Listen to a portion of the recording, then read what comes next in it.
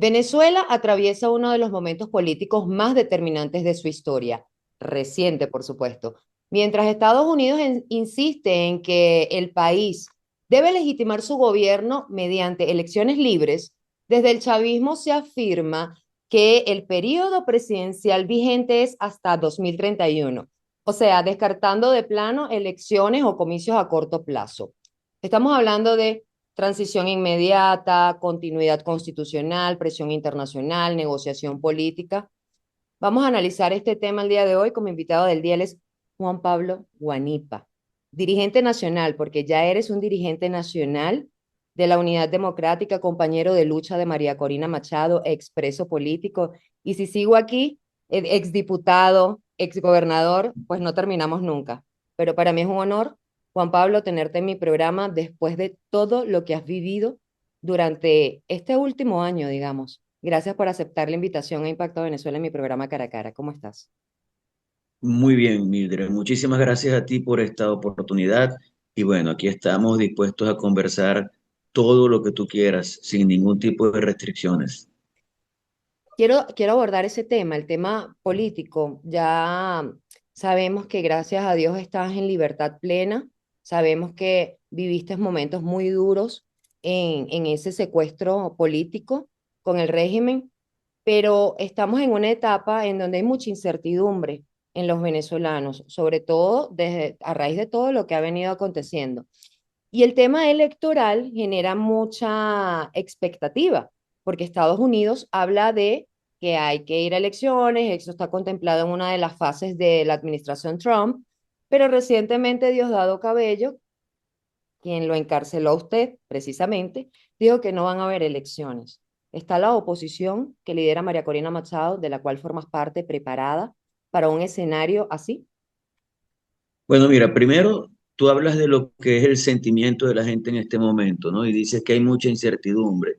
Yo le agrego a eso que hay también mucha esperanza. Yo noto en la gente muchísima esperanza, pero también noto desesperación. Es decir, la gente tiene la idea de que tenemos que salir de esto ya, y es lógico que eso pase, porque son 27 años que tenemos en esta situación, no son 2 días. Entonces llega un momento en que la gente dice, bueno, si ya estamos en las puertas de salir de esto, yo quiero que esto sea ya, porque yo quiero que mi situación mejore, porque mi problema socioeconómico dentro de la familia es muy grave, y esa es la realidad de Venezuela hoy.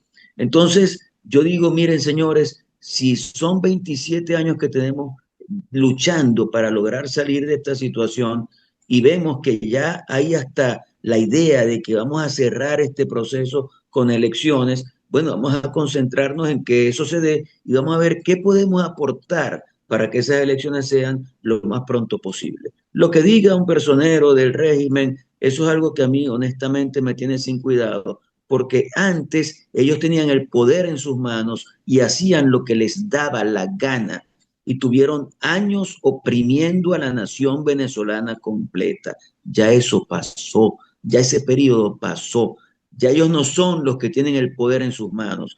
Ahora, te guste o no te guste, la realidad, el realismo político nos indica que el gran decisor de este proceso son los Estados Unidos. Los Estados Unidos es un actor en este momento fundamental. ¿Hasta cuándo? Hasta el momento que cerremos este ciclo con un proceso electoral e iniciemos una gran transformación nacional en la que estaremos muy vinculados con los Estados Unidos, porque esa es nuestra alianza natural, es decir, Estados Unidos, América, Europa, el mundo occidental es nuestra alianza natural. Así que así lo veo. Ellos tendrán una participación preponderante y después vendrá un nuevo proceso político democrático en Venezuela. Así que yo creo que ese proceso va indefectiblemente a elecciones lo más pronto posible.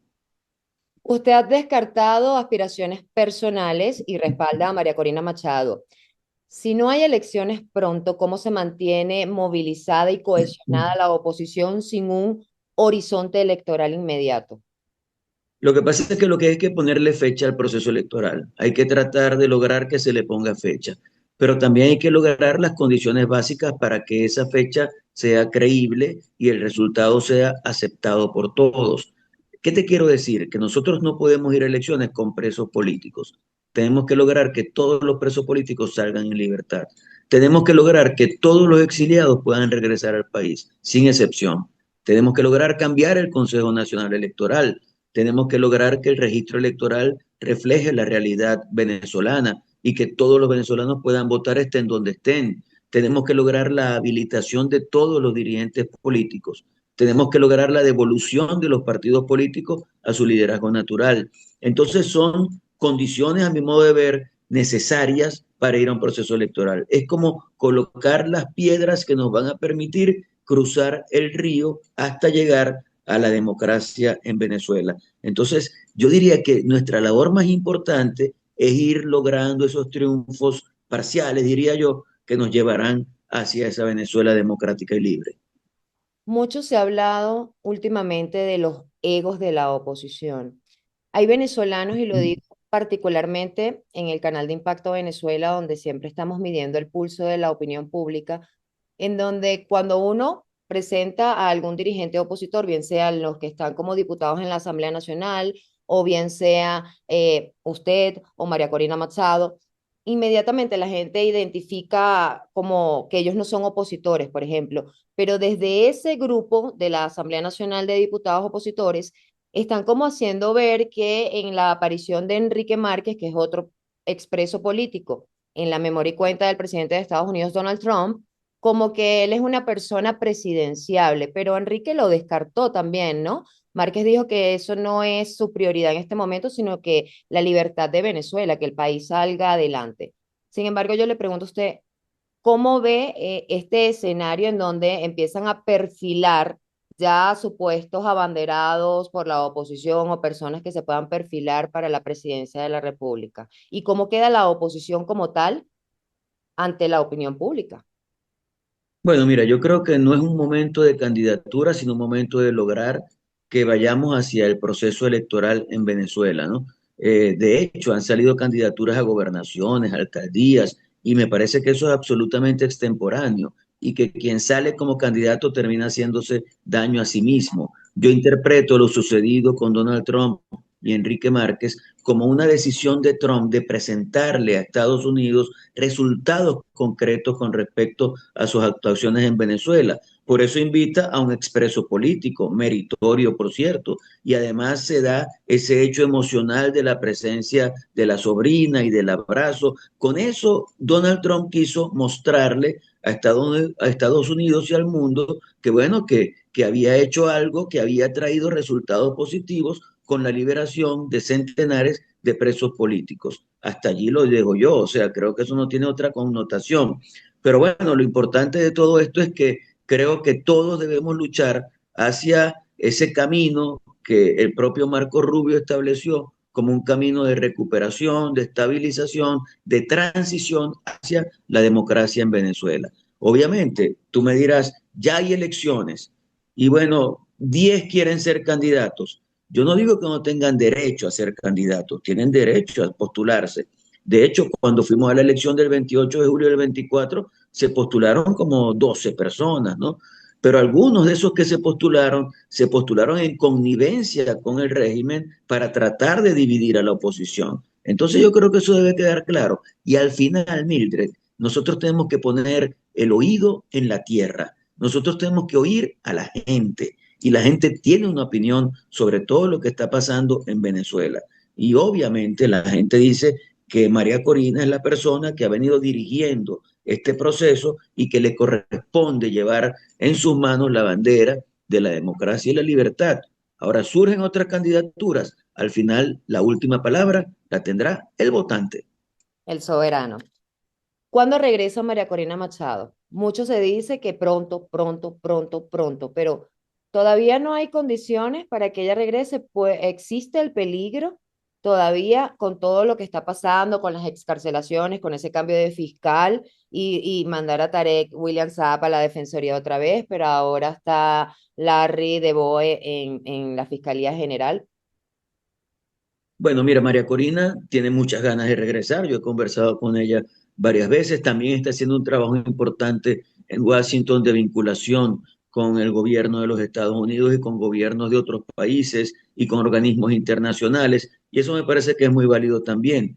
Ahora, el momento de su regreso depende de esa confluencia de partidos políticos, de su propio liderazgo y del gobierno de Estados Unidos. Creo que tiene que haber una convergencia entre todos ellos para lograr ir al proceso en el que todos puedan regresar, no solo María Corina, o sea, yo quiero que todos los dirigentes políticos, bueno, y todos los venezolanos que se fueron puedan regresar pronto a Venezuela. Así que es muy difícil también en este caso, como en el caso de las elecciones, decir hay una fecha límite o lo lograremos en tal fecha, ¿no? Lo más pronto posible. Lo más pronto posible que pueda estar aquí María Corina y que pueda hacer política, como yo la estoy haciendo. Yo salí a hacer política y me detuvieron de nuevo. Bueno, pero después me dieron la libertad plena y sigo ejerciendo mis derechos porque yo creo que nosotros nunca jamás podemos renunciar a nuestros derechos. Yo quiero ver a María Corina y a todos los dirigentes políticos en Venezuela ejerciendo sus derechos. ¿Cómo está el pulso de la calle en ese sentido con ustedes, con los opositores que están nuevamente? Porque tenían tiempo muchos en clandestinidad, otros estaban presos como tú, pero ahora, de un tiempito para acá, cuando comenzaron las excarcelaciones, es que se empezaron a ver los rostros de nuevo en la calle y es el pulso de la calle el que te dice cómo está el país. Entonces ahora yo le pregunto, ¿cómo está el país? ¿Cómo lo percibe Juan Pablo Guanipa? Bueno, yo te decía hace unos minutos que veía un país esperanzado y desesperado, y así lo veo. Pero primero la esperanza, ¿no? Yo creo que el hecho de que la gente sienta como un respiro y que la gente diga, cónchale, ya estamos saliendo de esto, es algo muy positivo. Y como te decía, yo reconozco que la desesperación que puede haber en muchos es bastante legítima, ¿no? En cuanto a nosotros, yo tengo que agradecerle muchísimo al pueblo venezolano y a la gente alrededor del mundo que me acompañó en todo el proceso por el que nosotros pasamos. Todo lo que fue la clandestinidad, pero especialmente la cárcel, fue algo en lo que me enteré al salir, porque imagínate tú, uno aislado se entera de muy poco, y leyendo solo Últimas Noticias, que era el periódico que utilizaban para mi fe de vida, con el que me tomaba las fotos todos los días, es muy poco lo que también puedo saber acerca del pulso de la calle. Pero después de salir de la cárcel, me di cuenta del grado de la intensidad de la solidaridad que hubo y eso lo reconozco y lo agradezco profundamente. Que hubo y que hay, que sigue Sí, existiendo, porque si hay algo que tiene el venezolano es eso, que es solidario, es resiliente, y tú también eres muestra de ello, al igual que tu familia. Hace 15 días, precisamente tenía aquí en mi programa a tu hermano Andrés, con quien tuve la oportunidad de conversar cuando te volvieron a encarcelar después que te habían liberado y todo ese episodio que vimos hace poco y él me comentaba, ¿no? La fortaleza y que respondiste como él esperaba, porque yo le preguntaba, ¿por qué él salió e hizo todo eso? Me dice, pero es que yo no esperaba menos de mi hermano, porque eso es algo natural. Nosotros crecimos en la política y aunque no todos hacen política, pues la mayoría sí. Y ver a tu hijo Ramón dando la cara por ti también es algo que, wow, uno dice, de ser un peleador en deporte, a aparecer y figurar ante la opinión pública, que no es fácil para nadie, aparecer ante las cámaras y con esa determinación, esa fortaleza, esa fe que mostró tu hijo siempre en todo momento para exigir tu libertad, creo que es el mejor ejemplo de lo que es ser venezolano, de lo que somos los sí. venezolanos. Sí, Hoy, mira, primero yo agradezco muchísimo a Andrés, mi hermano, que asumió una vocería y se lo agradezco profundamente. Y también le agradezco mucho a mi hijo Ramón. Honestamente, yo no tenía idea de que todo eso estaba pasando. Cuando yo salgo de la cárcel y me voy a la Plaza Madariaga y después me voy al Helicoide y a Zona 7 y a varios programas de opinión, todo el mundo me hablaba del desempeño de Ramón, de lo que había hecho Ramón, de cómo se había comportado, de su elocuencia, etcétera, etcétera, etcétera. Y eso me sorprendió, porque bueno, Andrés ya es una persona mayor, pero Ramón es un muchacho prácticamente, ¿no? Y nunca había tenido ninguna participación política ni nada. Yo a mis hijos les he dado siempre como la libertad, gracias a Dios, de que ellos definan qué van a hacer con su vida. Y Ramón decidió ser psicólogo, está por graduarse de psicólogo y va a estudiar psicología clínica después. Entonces él tiene como una vida encaminada hacia eso, pero el hecho de que a mí me pusieran preso lo motivó a salir, a ser mi voz en la defensa de todo lo que significaba la lucha por mi liberación. Y eso se lo agradezco profundamente. Te recuerdo, Mildred, o quiero que sepas que antes de mi detención, cuando yo pensaba que me iban a detener, especialmente antes del 9 de enero, ese día que salí con María Corina Machado, yo hablé con mi familia, le dije, miren, es muy probable con mis hijos, con mis 5 hijos y mi nietecita, les dije, es muy probable que mañana yo vaya preso. Si eso pasa, ustedes tienen que ser dignos, tienen que echar pa'lante, no pueden amilanarse. Si su responsabilidad es estudiar, estudien, saquen buenas notas, van a tener el acompañamiento de sus tíos, pero al que le toca la responsabilidad de llevar la casa es a Ramón, que es el hermano mayor. Y así fue. Lo que yo no sabía es que Ramón también iba a asumir, junto con Andrés, la lucha por mi liberación en la opinión pública y por eso te digo que se los agradezco profundamente. Creo que eso te he visto en varias entrevistas y te quiebras, ¿no? Al hablar de ellos cada vez que se te pregunta, pero es inevitable porque el rol que asumió tu hijo fue impresionante. No pude conversar con él en ese tiempo. Hablé fue con Andrés, hablamos de Pedro también, que afortunadamente ya Sí. lo liberaron también, que tenía casa por cárcel. Creo que ha sido una etapa muy difícil para tu familia en todo este tiempo y ahí sigues. Y yo como venezolana lo reconozco, como periodista aún más. Juan Pablo, para ir Así finalizando. mismo. Pero te quiero contar algo muy rápido. Cuando ellos me visitaron, que fue una semana antes de mi liberación, tenía 1 año y medio sin verlos y los vi muy cambiados a todos. Entonces yo decía, me va a portar como un varón, tranquilo y tal. A lo que llegaron, bueno, pues empecé a llorar y decía, pero ¿cómo han cambiado? Claro, porque yo los dejé en edad adolescente, pues entonces eran casi niños y mi niña, por ejemplo, tenía 11 años, ahora tiene 13 y Mateo que tenía 12 tiene 14 y los morochos tienen 14 y tienen 16. Ramón sí no, porque era ya una persona adulta. Pero todo eso pega mucho, todo eso pega mucho. Yo no sé si el régimen alguna vez ha dimensionado el daño que le hace a las familias cuando por razones políticas detienen a la gente sin haber cometido ningún delito. Venezuela va a salir de esto y todos tenemos que recuperarnos y echar hacia adelante y que nunca olvidemos todo lo que ha pasado en Venezuela en estos tiempos.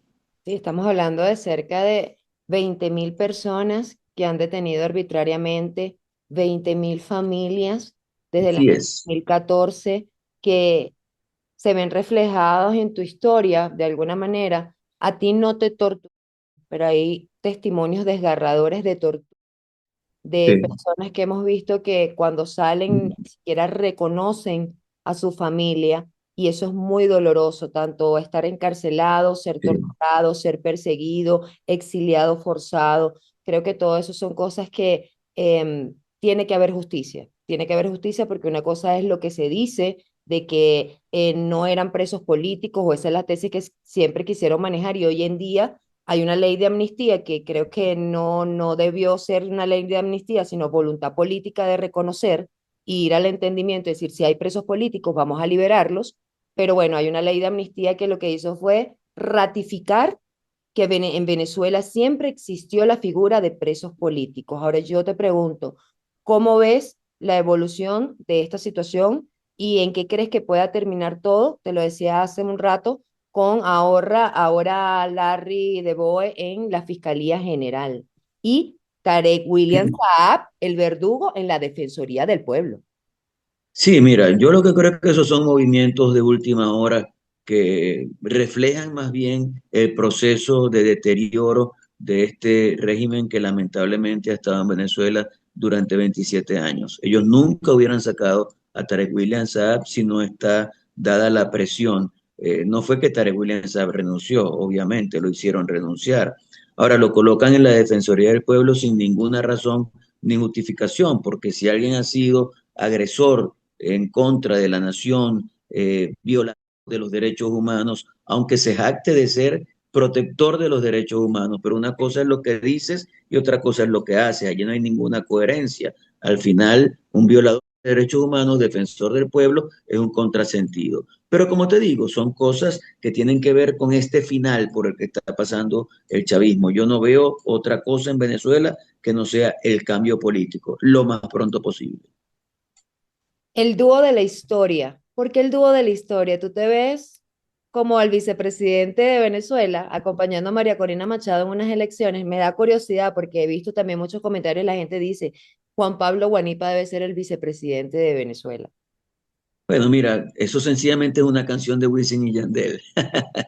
Y yo tengo un gran equipo de redes y de medios de comunicación, realmente un gran equipo que trabaja con mucha abnegación, que investiga mucho y que trata de que con mi comunicación lleguemos a distintos sectores de la sociedad.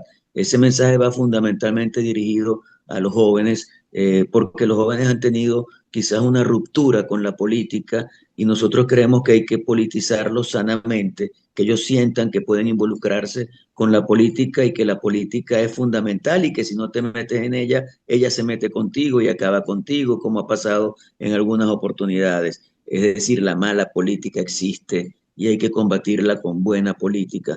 Entonces, bueno, todos esos memes y esas cosas, algunos salen muy espontáneamente de la gente, algunos salen del equipo y todo eso le da como fuerza a los mensajes que nosotros emitimos. Así que eso es parte de eso, Y a tu personalidad, que eh, no todo el mundo a veces la entendía cuando te liberaron la primera vez que salió ese meme en tus redes sociales y entonces empezaron a tergiversar y no entendían la broma. O sea, ya estoy libre. O sea, lo que quisiste decir con esa palabra tan maracucha, sí, evidentemente se agarraron de muchas cosas, pero quienes te conocemos sabemos sí. lo particular que eres y que no has perdido el sentido del humor y eso también creo que es valiosísimo después de todo lo que has pasado. Mira, tú no te imaginas la fortaleza que da tener sentido del humor. Es decir, el sentido del humor es algo fundamental en la vida. Quien no se ríe, quien no celebra, quien no se burla de sí mismo. O sea, yo tengo eso, me burlo muchísimo de mí mismo. Yo me miro en el espejo y me río, me da risa. Entonces todo eso lo llevo a la práctica en mi relación con la gente y eso resulta positivo. Resulta una buena manera de interpretar a la gente y de hacer sinergia con la gente, con los jóvenes, con los padres de familia, con las personas mayores. Ahí estamos, dándole y logrando comunicarnos. En estos días, Delcy Rodríguez llamó a Donald Trump amigo y le pidió que levantara las sanciones.